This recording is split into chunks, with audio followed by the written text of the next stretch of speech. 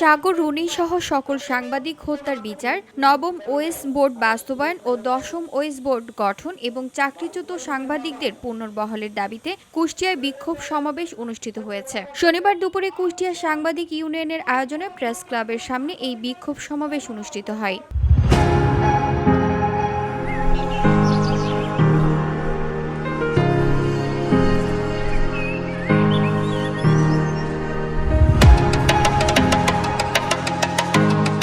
কুষ্টিয়া সাংবাদিক ইউনিয়নের সভাপতি আব্দুর রাজ্জাক বাচ্চুর সভাপতিত্বে ও সাধারণ সম্পাদক অ্যাডভোকেট শামীমুল হাসান অপুর সঞ্চালনায় উক্ত কর্মসূচিতে কুষ্টিয়া এডিটর্স ফোরামের সভাপতি মুজিবুল শেখ, সাংবাদিক হাসান আলী সহ জেলার কর্মরত বিভিন্ন প্রিন্ট ও ইলেকট্রিক মিডিয়ার সাংবাদিকরা উপস্থিত ছিলেন।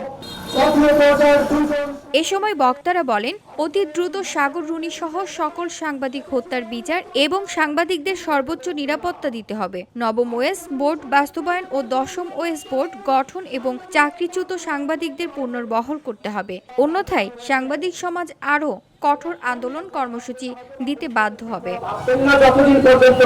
VOD Bangla news desk.